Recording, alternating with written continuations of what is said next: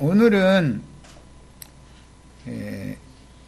마태복음 25장 말씀을 요약적으로 나누는 말씀은 이제 오늘 잠깐 마무리를 하는 시간을 갖겠습니다. 중요한 것은 교계가 흔히 말하는 주님의 재림에 관한 말씀인데, 주님이 재림을 하신다는 뜻은 예루살렘의 구속과 예언대로 이스라엘 나라를 회복하신다는 뜻이기 때문에 성경이 말하고자 하는 그런 의미를 바르게 깨닫는 시간이 되기를 바랍니다. 교계에서는 이런 하나님의 우주적인 통치 방식에 대해서 하나님이 정해놓은 때와 기한에 관한 말씀에 대해서 너무 어두운 면도 있고 혼잡한 면도 있기 때문에 이 사람은 이렇게 말하고 저 사람 저렇게 말하고 이래서 많이 어지러운 중에 있습니다.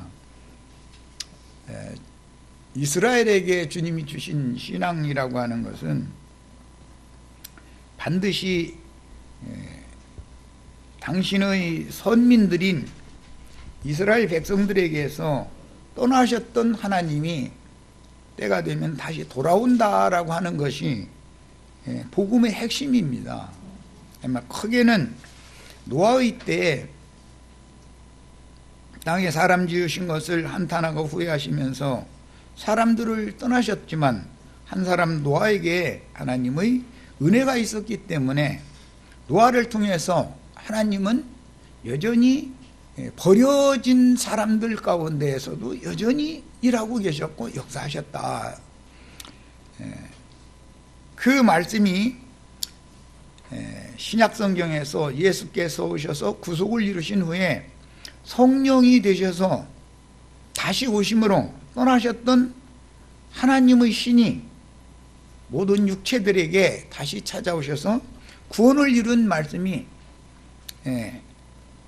버림받은 사람들이 회복되는, 성경용어로는 예루살렘이 또 이스라엘이 회복되는 것으로 예언을 해놓고 있었고, 이스라엘은 대대로 예루살렘과 이스라엘이 반드시 회복되리라고 하는, 그 영광을 되찾으리라고 하는 소망이 이스라엘의 신앙이었습니다.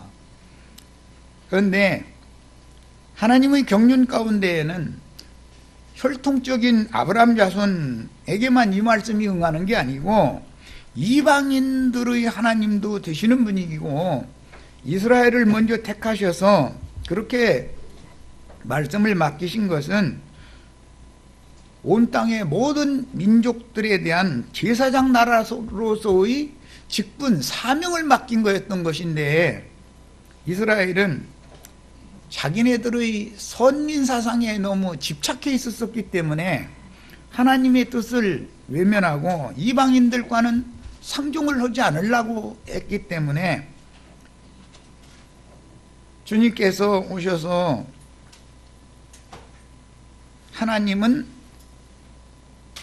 유대인의 하나님만이 아니고 혈통적인 아브라함 자손의 하나님만이 아니고 아브라함의 믿음의 자취를 쫓는 모든 믿음의 자손들, 혈통적인 유대인 이방인을 가리지 않는 믿음의 자손들의 하나님이 되는 것이다 라는 것을 신약 복음으로 증거하시고 선포하셨습니다.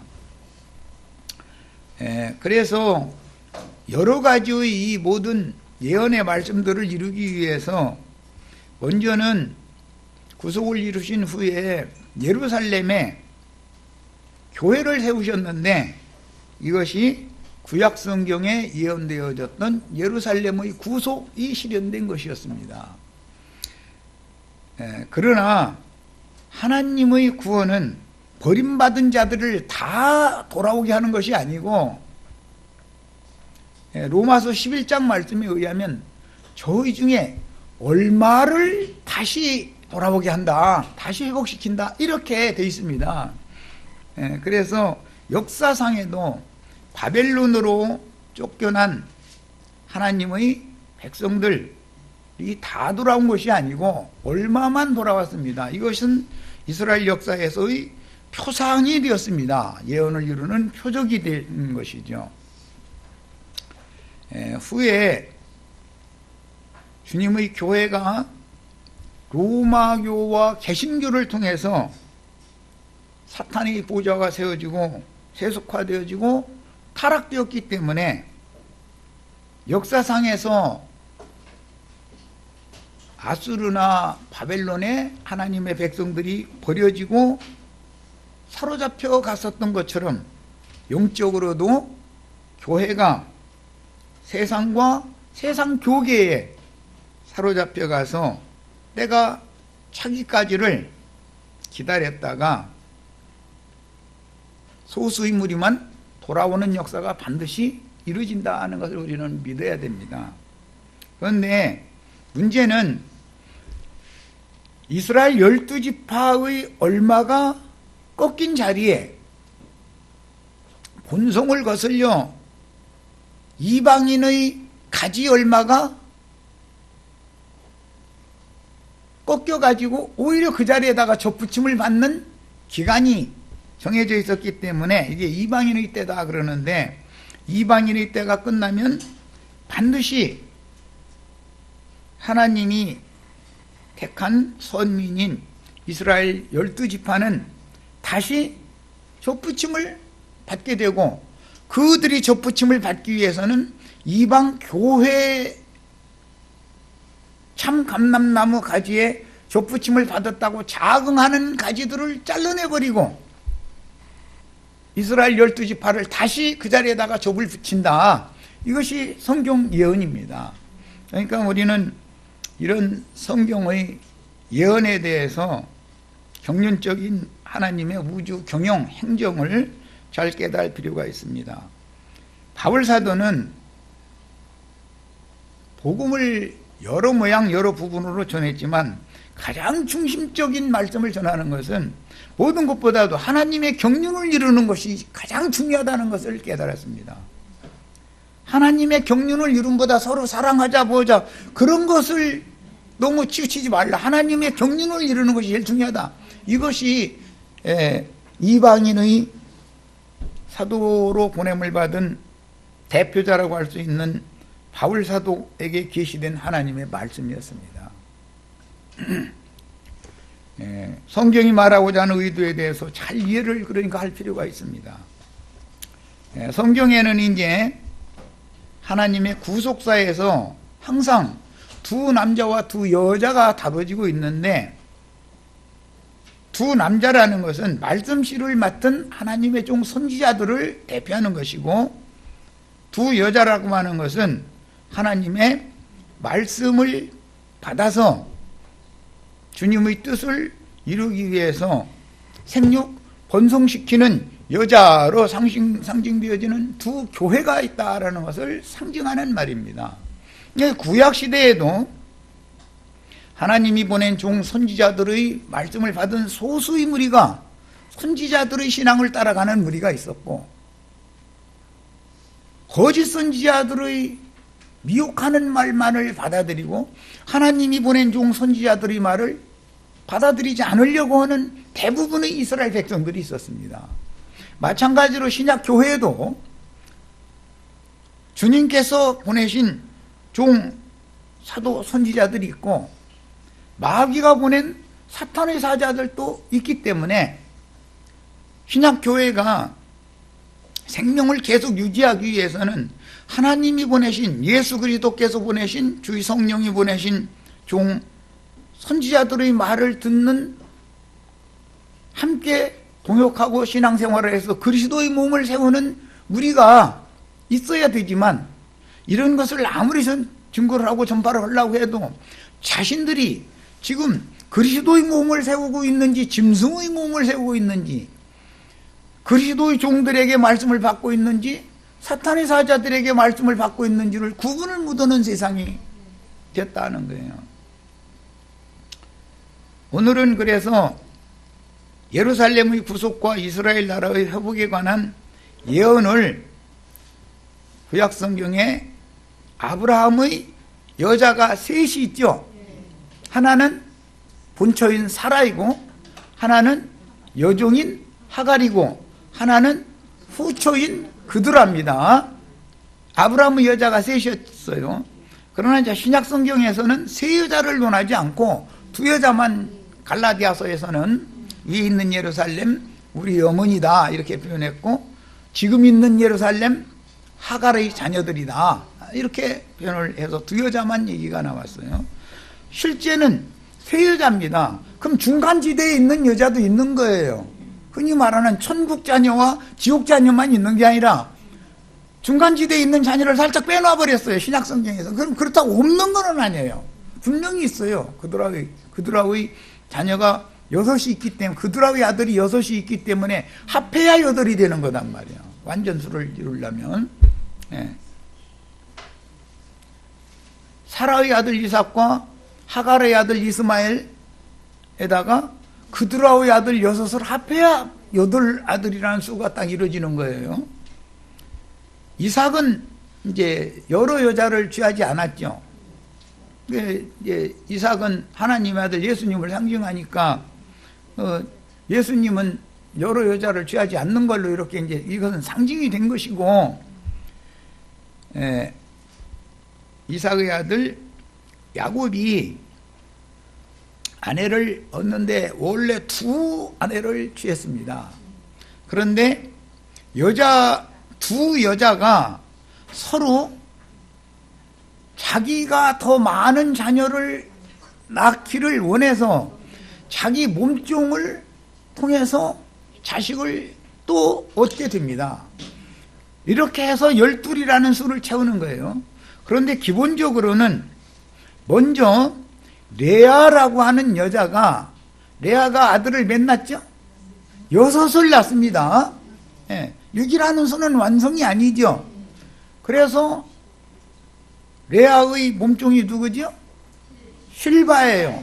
실바라고 하는 몸종을 통해서 아들을 둘을 더 얻습니다. 그래서 8 아들을 채운 거예요. 그리고 나서는 라헬을 통해서 아들을 둘을 얻었죠. 요셉과 베냐민이에요. 그런데 라헬도 나라고 언니한테 질투냐? 자기 종 빌하를 통해서 두 아들을 또 얻었어요. 자, 그래서 총 숫자는 12이라고 하는 수가 채워진 거예요. 이렇게 해서 레아의 소속이 8이고 라헬의 소속이 4이에요. 이걸 합해야 12이 되는 거예요. 이건 숫자 이야기는 이제 다음에 더 수상히 하겠지만, 8이라는 수는 늘 부활 생명이 있어요. 이스라엘은 한번 버림받았다 해가지고 부활이 안 되는 건 아니죠.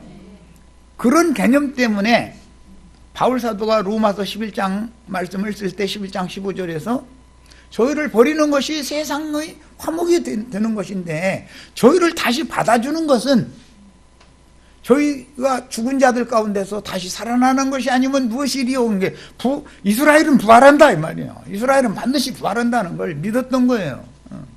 왜? 이스라엘의 하나님은 부활의 하나님이었으니까. 그런데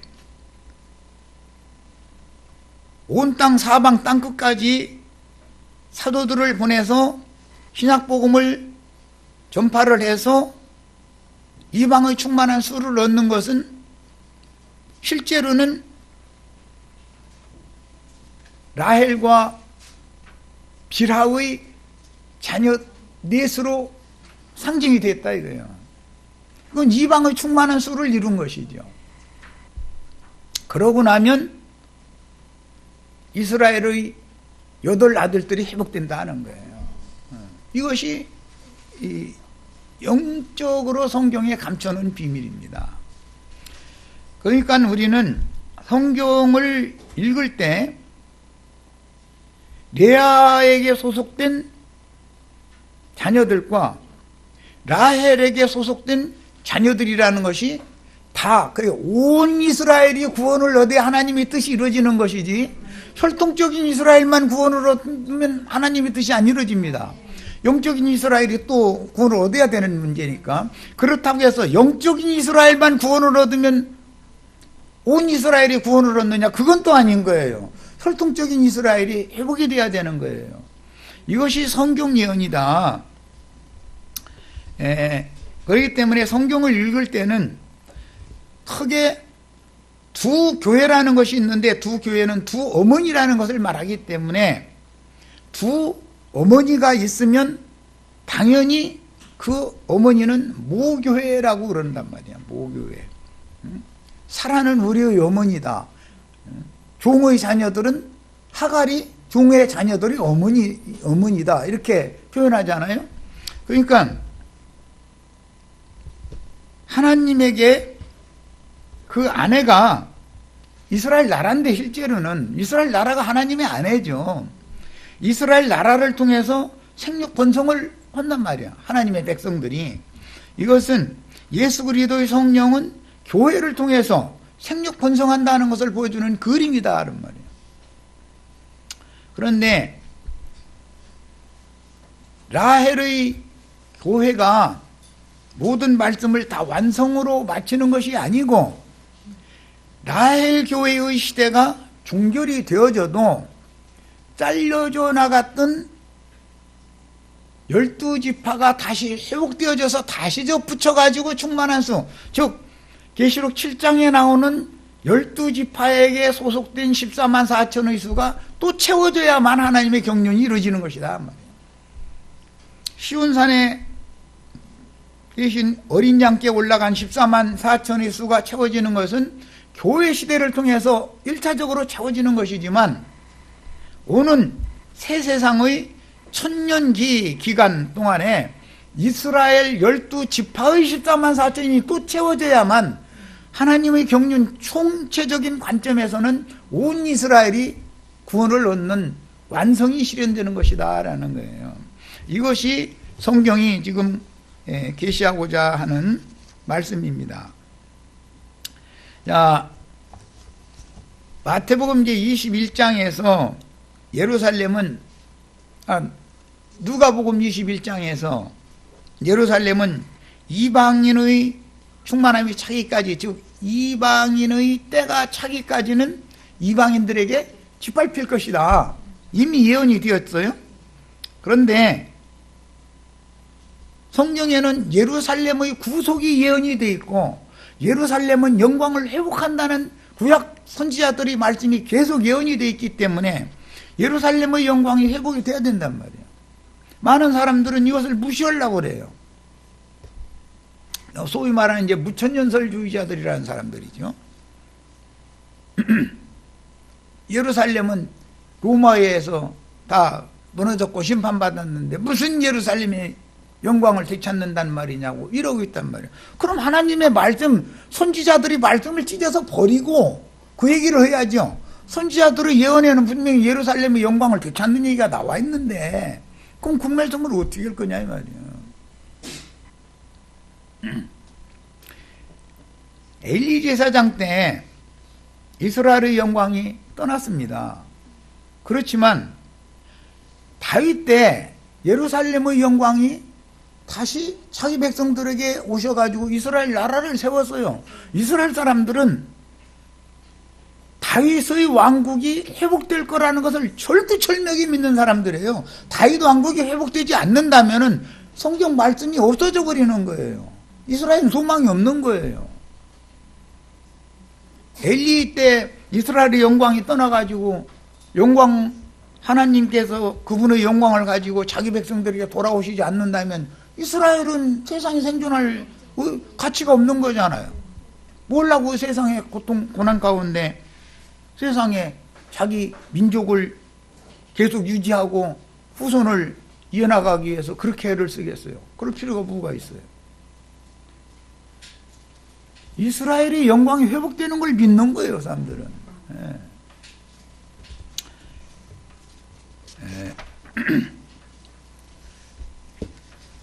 위에 있는 예루살렘에 들어갈 권세를 받은 인도자인 그리스도의 충성스럽고 지혜로운 종들과 동역한 14만 4천의 어린 양의 신부가 예루살렘에 들어가서 거기에서 그냥 영세로 넘어가 버리는 게 아니고 예루살렘은 반드시 다시 내려온다고 돼 있단 말이야. 내려온다고 돼 있어요. 계시록 3장 12절에 주님의 재림이라는 것은 실제는 하늘의 하나님께로부터 거룩한 성 새 예루살렘이 내려오는 것이다 라고 돼 있단 말이야. 기독교 교회는 거룩한 성 새 예루살렘이 오는 새 세상에 내려온 것에 대한 이상이 없는 거예요. 예루살렘 성에 들어가는 것에 대해서까지는 형제회 계열의 지방교회 등등해서 예루살렘 성에 들어가는 것까지는 아련풋이 이상을 봤어요. 그런데 예루살렘 성이 오는 새 세상에 다시 내려와야 예루살렘의 영광이 회복이 되어져서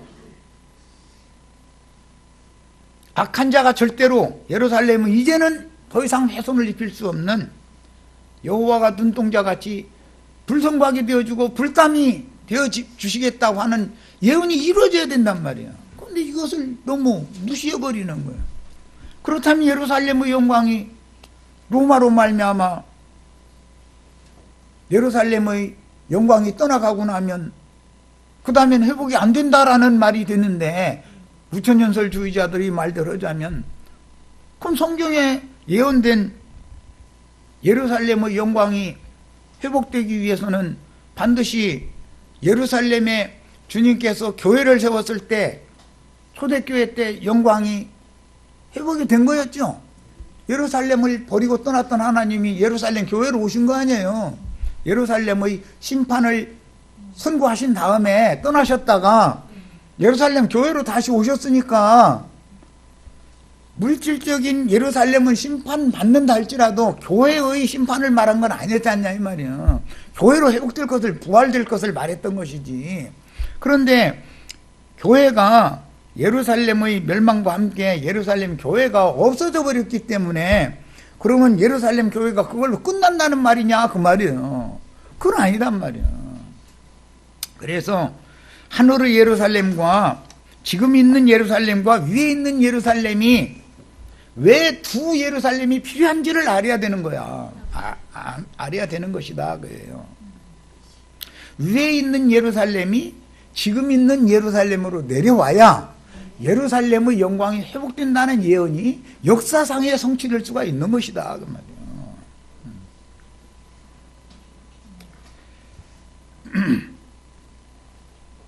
예수님이 이 땅에 오셨을 때 선지자들의 예언을 이룬 것 중에 하나가 예루살렘 맞은편에 있는 감람산이 가운데가 쫙 갈라져 가지고 동서로 나누어지고 북쪽으로도 남쪽으로도 옮겨진다 이렇게 예언이 됐어요. 그 스가랴서에 나오는 예언이에요. 예수님 때에는 예수님을 대적한 예루살렘 성의 기득권자들과 주님을 모시고 마지막 한 주간 동안 달마다 잔치했던 베다니 마을에 있는 무리가 갈라졌어요. 예루살렘이 동서로 나눠진 거예요, 이렇게 실제적으로. 그리고 나서는 우시아 때의 지진과 같이 산이 갈라진 다음에 골이 나가지고 구원 얻을 자들은 그 골로 해서 저 아셀 너머까지 도망가야 생명을 보존한다 일어났단 말이야. 도망가게 한다고 그랬단 말이야. 그럼 그게 무슨 소리냐? 아셀 기업은 이스라엘 나라 중에서도 맨 북쪽 지역, 서북쪽 지역 기업이죠. 그 동쪽 부분에 있는 어떤 부분은 단지파가 지 맘대로 가서 이렇게 점령해가지고 거기를 차지한 거고, 그런데 아셀 지파 바로 넘어서면은 수리아와 오늘날의 아시리아와 연결이 되어지고 다메섹 위쪽에 안디옥이라고 하는 곳으로 바로 연결이 되죠. 신약시대에는 그래서 예루살렘 교회가 무너지기 전에 안디옥 교회가 미리 세워져 있었던 거예요. 안디옥 교회를 세워놓고 나서 예루살렘 교회는 없어져 버린 거예요. 예언대로 심판이 된 거예요, 이제. 그래서 안디옥 교회를 통해서 이방인들에게 보내진 사도들이 파송되어져서 오늘날 우리에게까지 복음이 온 거예요. 우리가 받은 복음은 예루살렘에서 파송된 할례자들에게 보낸 사도들에 의하여 우리에게 복음이 온 게 아니에요. 우리는 무할례자들이었었어요. 그래서 이방인의 사도들이 안디옥 교회에서 파송한 사도들이 지금 땅끝까지 복음을 전파한 시대가 지금 온 지구에 한 바퀴가 돌았다, 이게 복음이.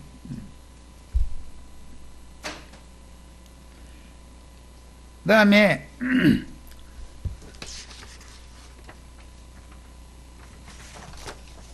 이 기간은 라헬을 어머니로 하는 라헬이 모교회, 그러니까 요셉과 베냐민이 중심이죠. 요셉은 인자로 오신 예수님을 상징한다면 베냐민은 마지막 추수꾼들을 상징한 거였으니까, 이방인의 때를 종교라는.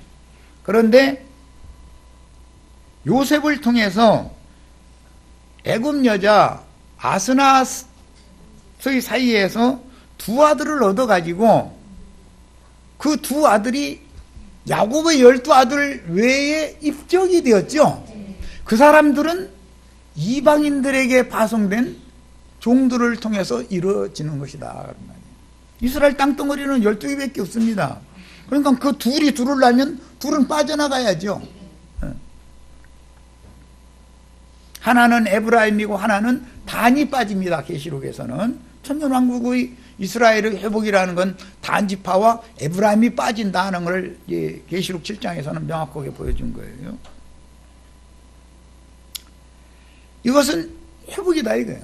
이스라엘의 회복이다. 그런데 망할 자는 망하고 다시 회복될 자는 회복된다는 걸 보여줘. 누구는 들어있다가 빠지고 누구는 빠져 있었다가 들어오고 이런 게, 레위와 요셉은 빠져 있었잖아요. 구약시대에는.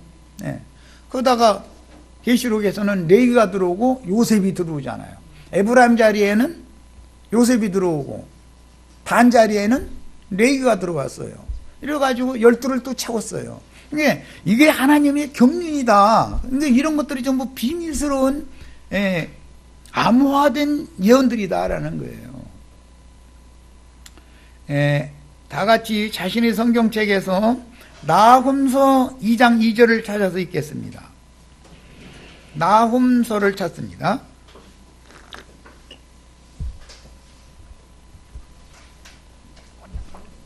우리 저 왕영재 성경책 뒤에 하나 주세요. 네. 줘가지고 자 나훔서 페이지 수 흘러주세요. 2장 2절. 네, 구약 성경의 1300 앞에 부분으로 1300.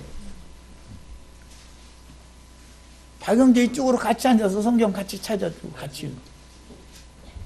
우리 왕영재도 이제 성경을 부지런히 이제 읽어가지고 어느 날 은혜가 이제 임하면 이제 날 새는 줄 모르고 이제 성경 계속 읽는 날이 반드시 와야 돼.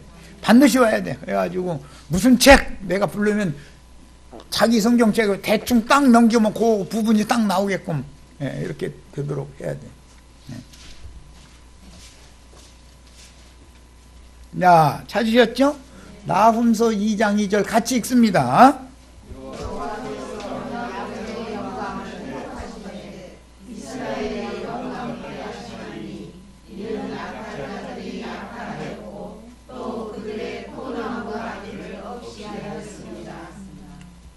자, 여호와께서, 이건 예언입니다. 구약 성경에 야곱의 영광이 떠났기 때문에 야곱의 영광은 회복될 거다라고 그랬어요. 그런데 야곱의 영광과 이스라엘의 영광을 따로 말하고 있어요. 지금 야곱의 영광은 떠났고 이스라엘의 영광은 지금 현재 있잖아요. 그러니까 야곱의 영광은 떠났는데 회복을 하시되 이스라엘이 현재 이스라엘의 영광과 같이 회복하실 것이다. 지금 이렇게 예언이 돼 있어요. 이 말을 잘 이해를 해야 돼. 그러니까 그런데 약탈자들이 약탈을 했다. 여호와 영광을 약탈했다. 하나님의 영광을 도적질하는 자들이 있다는 거잖아요. 약탈하는 자들이. 이거는 신약에 대한 예언이었기 때문에 신약에 실현될 때는 로마교의 신부들이나 개신교계의 목사들이 예수님의 거룩하고 흠이 없는 영광스러운 교회를 찬탈해버렸다 그 말이에요. 여호와 영광이라는 건 예레미야 3장 17절 주중 집회 때 강조해서 말씀 나눈 거 다 들어보셨죠? 회복될 예루살렘의 여호와 영광 보좌죠.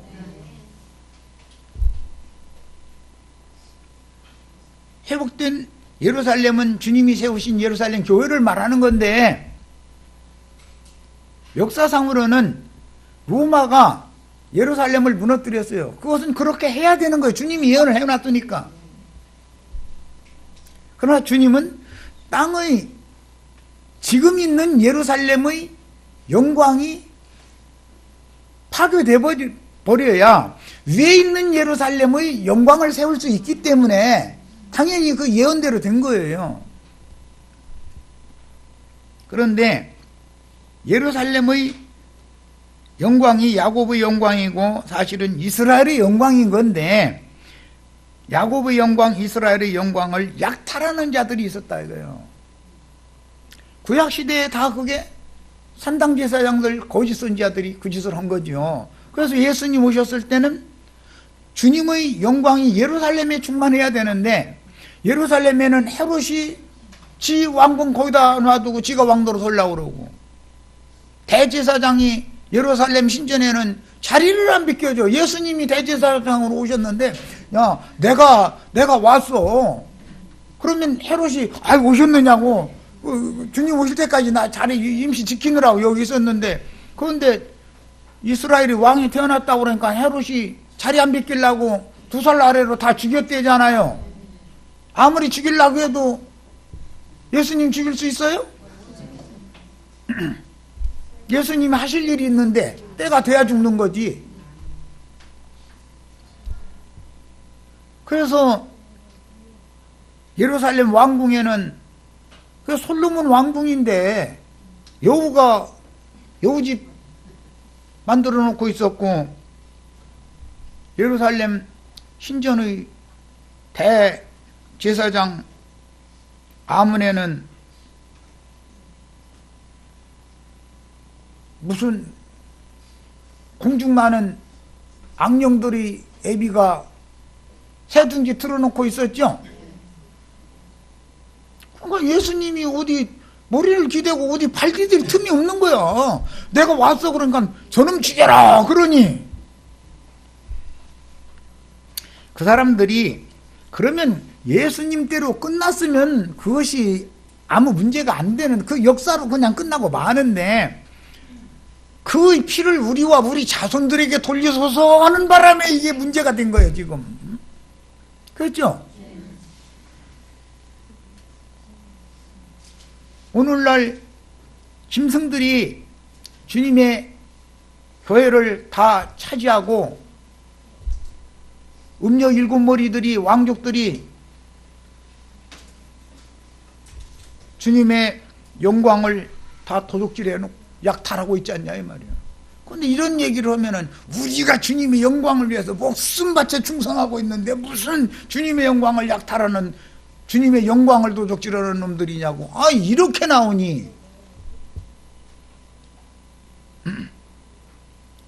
로마교와 개신교계의 신부와 목사들이 예수님의 영광의 보좌인 거룩하고 흠이 없는 영광스러운 교회를 주님이 세워놨지만, 거기에 사탄의 부자를 딱 세워놓고 저희가 왕노릇을 하고 있기 때문에 이게 야곱의 영광, 이스라엘의 영광이 지금 약탈당한 상태다 이런 말이야. 이런 거에 대해서는 깨달음이 없어. 이런 얘기하면 그거 저 구약 성경 나훔서에 나오는 건가? 그때 구약 시대 때 있던 일이야 이러고. 예언인데 예언은 훗날 이루어지는 거 아니냔 말이야. 그리고 또 그들의 무화과나무 가지를 없앴다는 말을 하는 게 아니고 지금 포도나무 가지를 없앴다는 얘기를 하고 있는 거예요. 포도나무는 신약의 교회에 적용하는 말씀인 것이고 포도원은 신약 교회를 말하는 것이지 구약의 무화과나무 시대를 말하는 게 아니에요. 무화과나무 가지에 대해서 지금 말하는 게 아니고 포도나무 가지를 없애버렸다라는 것은 예수님과 제자들의 대를 이어서 그리스도의 종들로 충성되고 지혜로운 종으로 생명을 바쳐서 전도하는 주의 증인들을 죽여서 그 수를 채우는 것은 포도나무 가지를 다 잘라가지고 없애버리는 짓을 하는 거다 그런 말이요. 저희가 그 위 보좌를 저희가 차지하고 거기서 영광을 누리기 위해서 주님이 보낸 종 선지자들이 나는 참 포도나무에 너희는 가지다. 주님과 제자들 관계를 말하는 거죠. 주님이 보낸 제자들을 다 죽여버렸다 이거요. 다 살인해버렸다고요. 그 수를 채운 거예요. 그러면 이렇게 하나님이 당하고 가만히 있어요? 반드시 원수를 갚는 거예요. 반드시. 이걸 아셔야 돼. 계시록은 그래서 무지한 피를 흘린 자들에 대해서 핏값을 실현하시는 말씀으로 되어 있는 거예요. 반드시 무지한 핏값을 원수들에게 갚는다. 증인들 보고는 원수 갚는 것은 나에게 맡기고 너희는 충성된 종으로 나의 일을 수행을 해라. 공명해라. 그것을 요구를 하고 원수는 최후로 주님이 친히 갚는 거예요. 이것이 성경 예언입니다. 성경 예언이라는 것은 1.1핵도 절대로 땅에 떨어지지 않는 거예요. 절대로 땅에 떨어지면 안 되는 거고 사람들이 몰라서 그렇지 안 믿어서 그렇지. 지금은 이제 이방인의 때에는 주님이 말씀을 마태복음 13장에서는 땅에 농사하는 비유를 했어요. 그런데 이스라엘이 땅에 농사하는 것은 심는 농사도 있고 뿌리는 농사도 있어요. 농사가 두 가지가 있는 거예요. 심는 농사는 과목을 심는 거예요. 과실농사. 뿌리는 건 곡식을 심는 거예요. 보리나 밀을 이렇게 뿌려서 농사를 하는 거예요. 그래서 계시록에 보면 땅에 곡식을 거두는 얘기도 나오죠. 그런데 포도송이 거두는 얘기도 또 나오죠.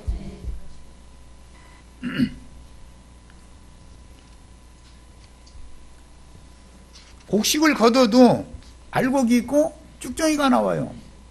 포도송이를 거둬도 주님께 온전히 이 생에서 포도주 틀에서 이미 원수들에 의해서 짓밟히고 짜져가지고 생명을 부어드리는 전제로 드리는 포도송이도 거둬지죠. 비밀스럽게. 그런데 소돔의 포도, 고모라의 포도송이도 최후로 짜서 하나님이 심판해버린다 이거예요. 이거 성경 이야기다.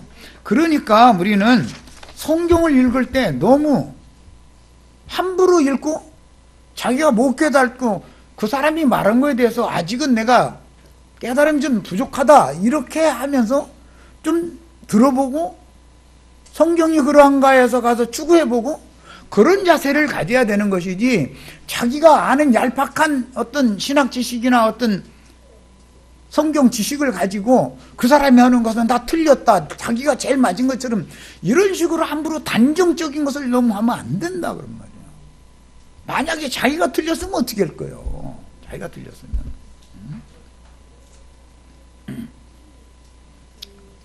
이 시대에는 그래서 하나님의 경륜이 이렇게 다시 한번 전환되는 시점을 우리가 눈앞에 두고 살고 있기 때문에 계시록 말씀에 내 백성아 그녀에게서 나와서 그가 그녀의 죄에 참여하지도 말고 그녀가 받을 흉보를 함께 받지 말아라 하는 외치는 음성을 이것이 주님이 오실 때는 큰 소리와 하나님의 나팔과 천사장이 소리로 오신다고 그랬는데 이게 뭔 소린가 하고 들어볼 필요가 있는 것이다 이거예요. 함부로 생각하고 자기가 알고 있는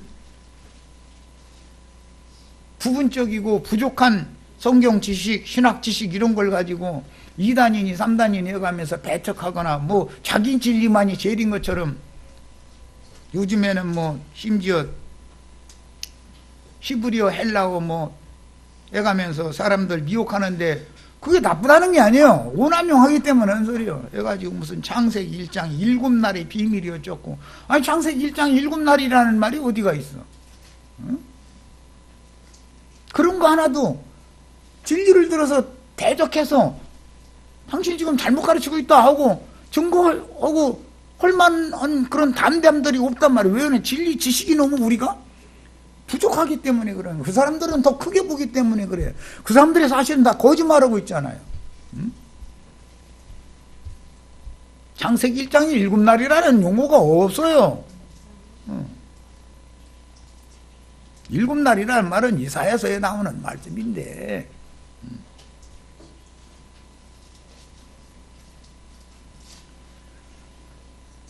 예를 간략하게 예를 든 거예요. 그런 식으로 해서 너무 그럴싸한 걸로 사람들을 미혹하는 것이지 믿는 신자들을 미혹하는 일이니까 엉터리도 없는 소리를 가지고 사람을 미혹하냐 이 말이에요. 그러나 진리를 증거하는 사람 얘기를 하면은 안 들어보던 얘기니까 안 받으려고 한다 이거예요. 성경 말씀을 믿어야지 성경에 없는 얘기를 하는 건 왜 그렇게 잘 받아들여? 성경에 있지도 않는 건 왜 그렇게 잘 받아들여?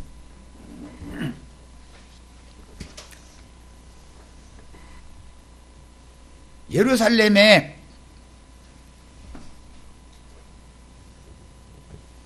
성곽을 없애버리고 불성곽이 되어지고 내가 불담이 되어서 예루살렘을 지켜준다. 이게 구약성경의 예언입니다. 그러면 돌 위에 돌이 하나도 남지 않고 다 무너뜨려지는 것은 돌로 되어 있는 성곽이 없어진다는 예언을 이루는 거죠. 그럼 이제 불성곽을 되게 해준다 그러면 아직 안 이루어졌죠.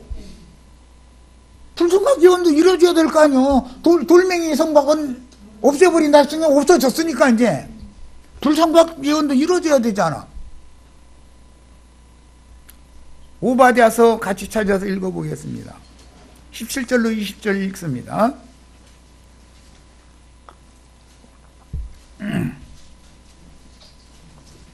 박영재가 찾아가지고 같이 읽어. 예.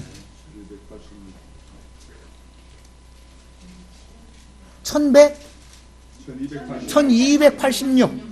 예. 구약성경 쪽으로 앞에 부분 쪽으로 1286. 예.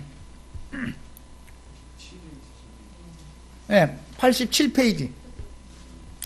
오바댜 1장 17절로 20절 읽습니다. 오직 시온산에서 제자가 있으니 그 산이 거룩할 것이요 야곱 족속은 자기 뼈를 이룰 것이며 야곱 족속은 물이 될 것이요 요셉 족속은 물꽃이 될 것이며 야곱의 영광은 도적질 당했었는데 다시 지금 회복이 될 때는 불이 되어져 가지고 회복이 된다는 거죠. 이제 더 읽어 나갑니다.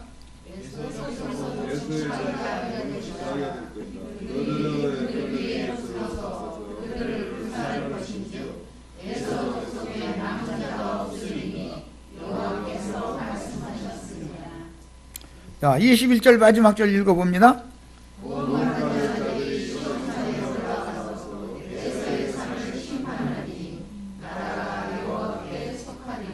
자, 에서의 산은 무슨 산이었죠? 네? 에서의 산. 에서의 산이 무슨 산이요? 에서의 산이 지푸라기 산이요? 세일산이죠. 아이고.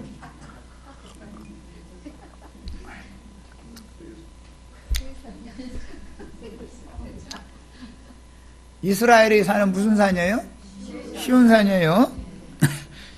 뭐 얘기하면 얼른 대답이 딱딱 나와야 돼. 우리 이제 앞으로 몇 년 후에는 몇 년까지 갈까 없이 내년에는 우리 왕중일 형제님이 내가 이렇게 질문하면은 딱딱 답변을 할 수 있게 꼭 그렇게 돼야 돼. 이게 막 부지런히 쫓아와야 돼. 그러니까 이제 성경을 모르면 짐승이라고 그러는 거예요. 성경을 모르면 짐승인 거예요. 자, 야곱 족속이 불이 되어져 가지고 돌아오는 날이 옵니다. 그런데 그때 요셉 족속은 불꽃이 된다 그랬어요. 히브리서 1장에 보면 하나님이 부르시는 천사들은 불꽃이다 그랬죠. 야, 히브리서 1장 보고 오겠습니다.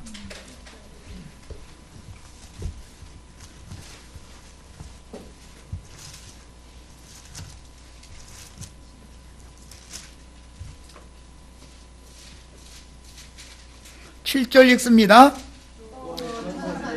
야, 신약성경 353페이지. 박영재 찾았어? 이제 아멘. 야, 히브리서 1장 7절 읽습니다. 천사들에 관하여는 그는 그의 사자들을 바람으로 그의 사역자들을 불꽃으로 삼으시느니라.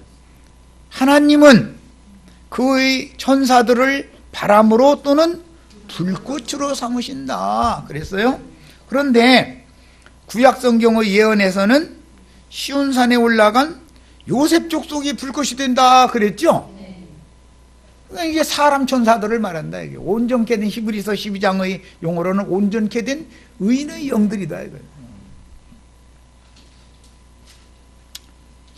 이들에게 말씀을 맡겨놨지만 여호와의 영광을 도적질하는 자들이 포도나무 가지를 이들이 다 잘라버렸다 이거예요. 자르고 그냥 놔두는 것도 다 불살라버려. 그 짓을 했다 이거예요. 그렇다고 해서 포도나무가 아주 죽느냐? 그렇지 않는 거다. 무화과나무를 주님이 저주했지만 그래도 그루터기가 새순을 내고 새싹을 내지요. 그래서 무화과나무의 비유도 배워야 되고 포도나무의 비유도 배워야 되는 거예요. 그래서 반드시 회복된다. 왜? 우리가 믿는 아브라함의 하나님, 이삭의 하나님, 야곱의 하나님은 부활이요 생명이신 하나님이니까 부활을 믿는 거예요. 우리는 이 기독교계는 꼭 십자가에서 머무르는 것이 문제죠. 십자가가 끝이요. 모든 말씀을 모든 걸 다 십자가에다 갖다 맞춰버려. 그러지 말라고 하는 말이 아니에요. 십자가에서 옛사람이 끝났으면 진리의 말씀으로 생명의 성령으로 거듭난 심령의 속사람이 부활을 해야 되지 않냐 이 말이에요. 성경이라는 것은 죽음도 중요하지만 다시 사는 것이 더 중요한 거예요. 죽으려고 예수 믿어요 우리가? 죽는 목적은 영생하는 생명으로 다시 살라고 죽는 거예요. 그냥 십자가에서 끝내면 안 된단 말이에요. 십자가를 뭐 전하는 것이 나쁘다는 말이 아니에요. 그건 시작만 하고 만다 그 말이에요. 예를 들어 집을 짓는데 돈은 들여서 뭐 이제 건축 잘하는 업체한테 가서 상의해가지고 뭐 지도는 다 그려놨어. 그리고 나서는 돈 갖다 맡겨놓고 짓지는 않아. 그럼 뭔 소용이냐 이거요. 시작은 해놨는데 완공을 안 하면 다 소용없는 거 아니냐 이 말이요.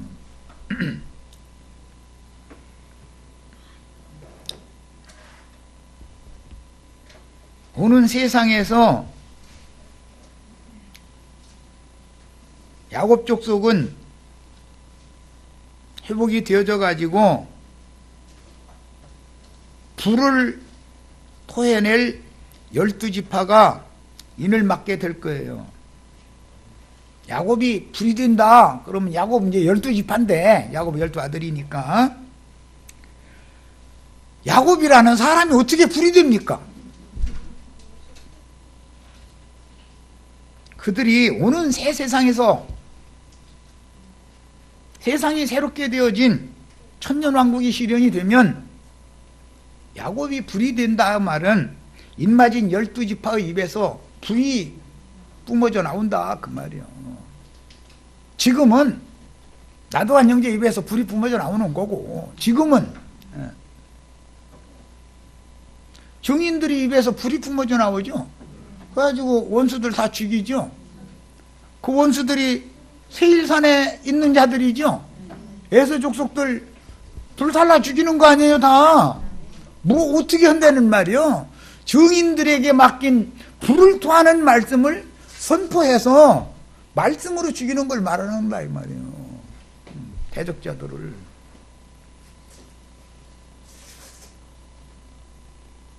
심판의 영으로 역사한다 그 말이에요. 그런데 우리 형제 자매님들은 오는 세상에 입맞은 12지파들 각 사람의 불꽃이 되어져 가지고 와서 좌정해서 있으면 예루살렘의 영광이, 불담이, 불성곽이 실현되는 거죠. 이게 하나님의 예언이다 그런 말이에요.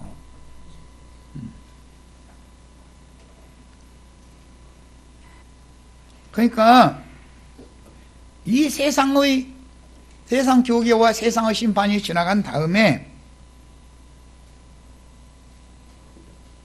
초대 교회, 예루살렘 교회에 성령이 임했을 때 베드로와 11 사도가 서서 불을 토해냈죠.